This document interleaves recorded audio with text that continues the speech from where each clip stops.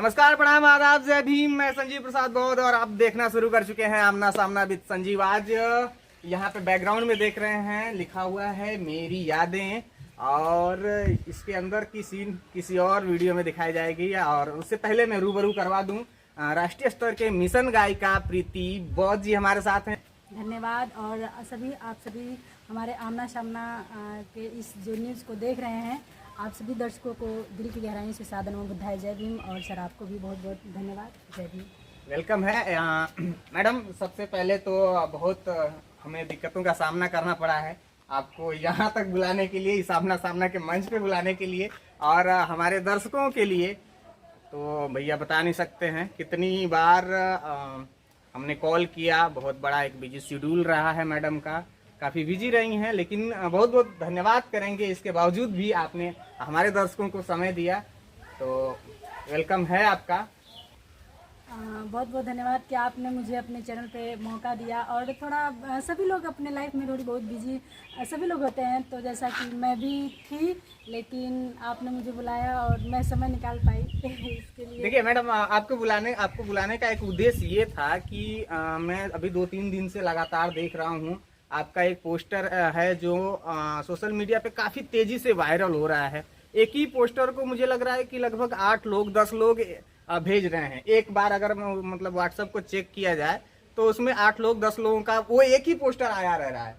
तो रिसेंटली मैंने चेक किया था, तो जब मैंने अपना वो इमेज का जो फोल्डर होता है ना, उसमें खोला तो सिर्फ एक ही पोस्टर था। तो मुझे लगा कि क्यों ना जो है कि प्रीति बौद्ध से मिला जाए। तो क्या है वो पोस्टर, अभी मैंने आपको जिक्र किया था, जिसमें उसका टाइटल है पहनूंगी मैं ना सिंदूर, और शायद लोगों को पसंद आ रहा है। कितना शेयर हो रहा है, क्यों, क्या रीजन है इसमें?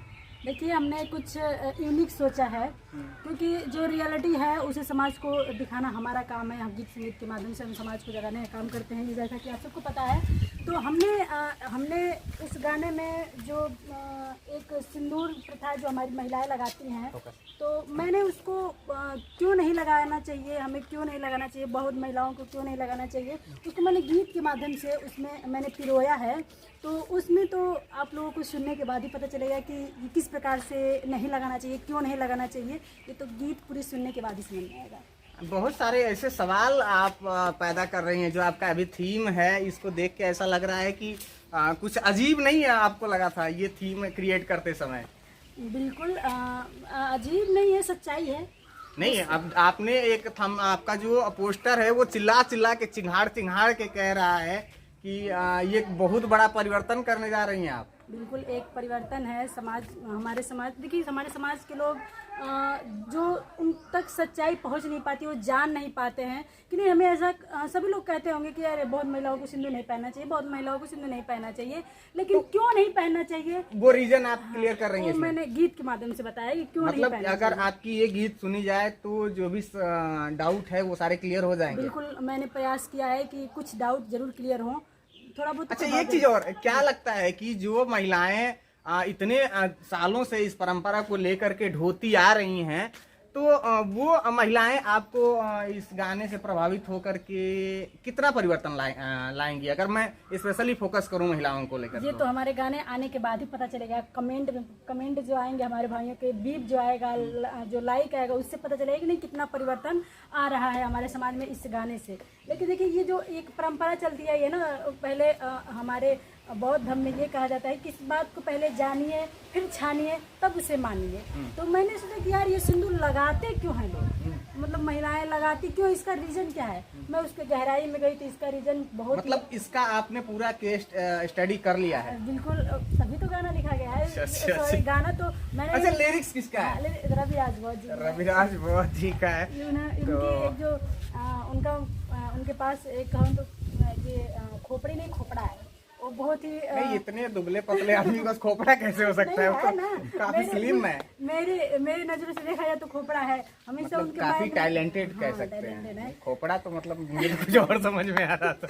उनके माइंड में हमेशा कुछ न कुछ यूनिक चलता रहता है, हमेशा कुछ न कुछ खोजते रहते हैं। नहीं, मुझे नहीं लगता कि जो वो करते हैं वो यूनिक होता है। मुझे ये लगता है कि ये रिक्वायरमेंट होती हैं, जरूरतें होती, जो समाज में जिस चीज की जरूरत होती है, मुझे ये लगता है कि रविराज जी बौद्ध जी उसी चीज को समाज के बीच में लाते हैं। बिल्कुल। अब इसको आप लोग टैलेंट कह लीजिए या यूनिक कह लीजिए, जो आपको नाम देना है वो आप दे सकते हैं।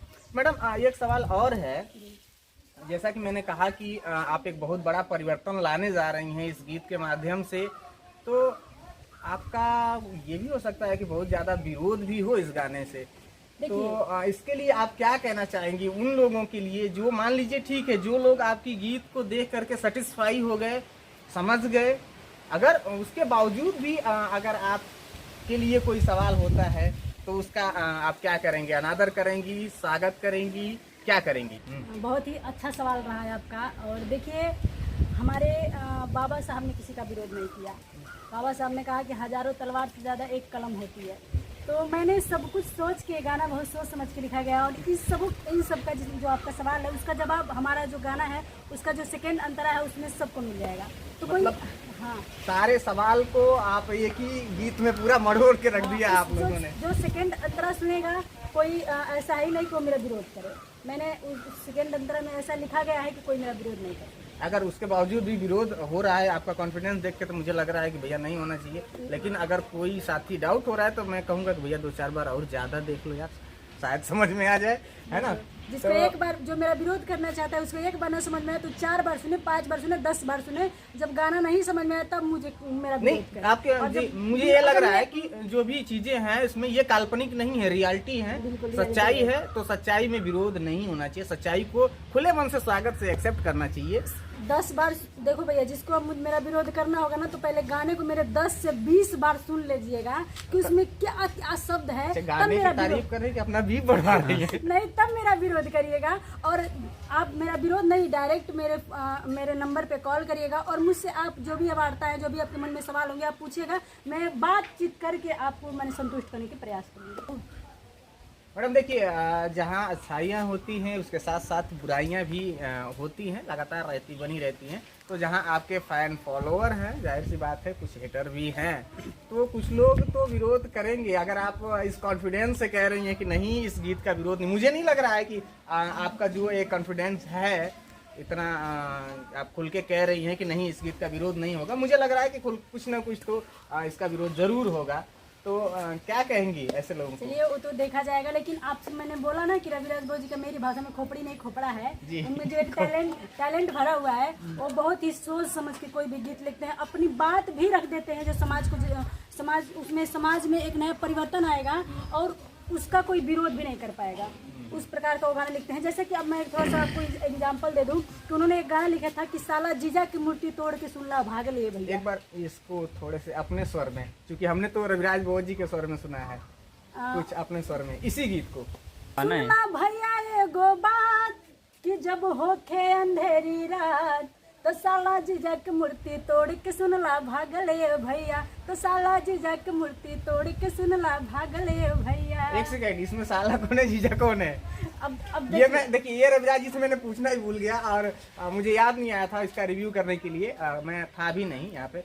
तो इसमें आपको तो पता होगा ना इसमें साला कौन है, जीजा क्या है, उसके बाद इसका उदाहरण के लिए हम यूज करेंगे। देखिए, ये मैंने आपको ये बताया विरोध को लेकर जब आपने सवाल किया तो मैंने इस गाने का उदाहरण दिया कि देखिए ये गाना कितना विवादित लग रहा है ना कि साला किसको कह दिया, जीजा किसको कह दिया, कि मतलब, लेकिन ये किसी व्यक्ति विशेष को नहीं कहा गया है। ये एक प्रकार से उन सबको गाली दी गई है। एक तरफ से अपने गीत के माध्यम से आक्रोश है कि जो मूर्ति तोड़ते हैं। अब भाई कोई विरोध करने है तो इसका मतलब कि भाई तुम अपने आप को साला समझ रहे हो, ठीक है, तो इसका मतलब तुम बाबा साहब की मूर्ति तोड़ते हो तब तुम्हें बुरा लग रहा है कि मैं तोड़ता हूँ, मुझे बुरा, मतलब मुझे साला, वही साला है। तो कौन इसका विरोध करने का भैया? सोचो कि जरा आप मेरा विरोध करने आए तो इसका मतलब कि आप आरोप लो कि आप बाबा साहब की प्रतिमा तोड़ते हो। इससे जब आप तोड़ते हो तो सोचो आपको कौन सी कार्रवाई के तहत आपको क्या सजा मिलेगी, आप एक्सेप्ट करो तब मेरा विरोध करो। अच्छा, ये एक चीज़ चलिए अच्छी है, बहुत अच्छा लगा। रविराज जी से अक्सर बात होती रहती है, तो बहुत सारे सिंगर हैं उनको जो है कि धमकियाँ मिली, लगातार फ़ोन कॉल आते हैं, तमाम तरह के आते हैं, रविराज जी को भी आते हैं। मैंने एक बार उनसे चर्चा की थी ऐसे भाई फ़ोन, तो वो कह रहे थे कि जो हमारी गीत होती है वो संवैधानिक होती है, तो इसलिए हमें कोई धमकी उमकी नहीं देता। क्या कहती हैं आप इस पर? बिल्कुल ये सही है, हमें भी थोड़ी बहुत जो आते हैं धमकियाँ, तो लेकिन हम लोग उसे नेग्लेक्ट करते हैं। मुझे नहीं लगता है कि जो लोग संविधान को जानते ही नहीं हो वही लोग फोन करते हो। हाँ बिल्कुल, ऐसा है क्या? हाँ बिल्कुल। देखिए, मेरा जो व्यक्तिगत जो ये एक राय है कि बाबा साहब को भी खून से भरे खत आते थे, लेकिन बाबा साहब अगर उस पर ध्यान दिए होते तो आज हमारा समाज यहाँ नहीं रहा होता। हमें भी बहुत सारी छोटी मोटी, अभी तो कोई बात नहीं थी, काशी मथुरा गुजला जयकारा जय भीम, तो उस गाने पे हमें तमाम तरह की जो धमकियाँ आने लगेंगी, तुम्हें हम ये कर देंगे, तुम्हें हम वो कर देंगे। तो ये क्या है, कुछ भी नहीं है, लेकिन वो लोग हमें डिस्टर्ब करते हैं। तो उन सब बातों को हटा दीजिए। और दूसरी बात ये है कि हम आपके चैनल के माध्यम से बता दें कि जो मेरे फॉलोअर्स हैं जो हमारे पेज पे, उसमें हर जाति विशेष धर्म के लोग हैं, ऐसा नहीं है, सभी जाति विशेष। और मैं किसी का विरोध नहीं करती, क्योंकि बाबा साहब ने नहीं सिखाया कि हम किसी का विरोध करें। हमारे विचारों की लड़ाई है, हमें किसी से लड़ाई झगड़ा नहीं करना है, बस हम विचारों से लोगों को बस उनको समझाना है, वो भी लड़ाई नहीं करना है। चलिए, काफ़ी अच्छा लगा। तो ये था, हम बुलाए थे प्रीति बोध जी को, और उनका एक एल्बम आ रहा है बहुत ही प्यारा। मैंने अभी स्टार्टिंग में जो आप देखे कि बहुत ज़्यादा लेवल पे उसको शेयर किया जा रहा है, उसका बैनर पोस्टर। तो क्या कहेंगी फिर से? मैं तो यही चाहती हूँ कि जिस जुनून से, जिस हौसले से, जिस बेसब्री से लोग हमारा इस गाने का इंतज़ार कर रहे हैं, तो मैं चाहती हूँ कि बेसब्री होनी चाहिए। अपने समाज के मैंने कुछ अलग किया है, करने का सोचा है, तो बेसब्री होनी चाहिए। आप लोग बेसब्री से इंतज़ार करिए। और जब ये गाना है तो जिस जुनून से इसका पोस्टर इतना शेयर हो रहा है, गाना भी उसी जुनून से शेयर होना चाहिए और ज़्यादा से ज़्यादा लोगों तक पहुँचाना होगा आप सभी को, ताकि उसका कुछ रिस्पांस निकले, इस गाने का कुछ मतलब निकले। और साथ ही 14 अप्रैल तक हम सभी आप लोगों के बीच में नए नए गाने देते रहेंगे। बहुत सारे गाने आप सभी के बीच में आ चुके हैं। बाबा साहब ने दुनिया में नाम किया है, लाइब्रेरी बनवा दा, जय भीम वाला नारा लगाते रहो, माउस शॉपिंग करा दा, तमाम गाने आप सभी को बीच में रविराज बहुत ऑफिशियल चैनल पे, रविराज बहुत स्टेज शो पे तमाम गाने आ चुके हैं। तो आप लोग उसे सुनिए, शेयर करिए और सपोर्ट करिए। बहुत बहुत धन्यवाद मैडम, आपने हमारे साथियों के लिए, हमारे जो ये आमना सामना का परिवार है, उसके लिए आपने समय दिया। तो ये बहुत स्पेशल रहा आज का एपिसोड। और मैं आप सभी से गुजारिश करूंगा कि अगर आप यहाँ तक पहुँच चुके हैं तो आप ज़रूर, आपके मन में एक इंतज़ार होगा प्रीति बोध जी का इस एल्बम का। तो आप कहीं भी अगर आपको मिलता है बैनर पोस्टर, तो आप भी शेयर करें। और जब भी गीत आती है ना, उसका खुल के स्वागत करें। अपने परिवार के साथ सुनने वाली गीत है, पूरे परिवार के साथ आप बैठ करके सुन सकते हैं, समझ सकते हैं और एक्सप्लेन कर सकते हैं। जो चीज़ें आपको समझ में नहीं आ रही हैं, नीचे कमेंट करिए। मैं कोशिश करूंगा फिर से प्रीति बोध जी से उन सवालों को जवाब के लिए। मिलते हैं अगले वीडियो में, तब तक के लिए नमो बुद्धाय, जय भीम। नमो बुद्धाय।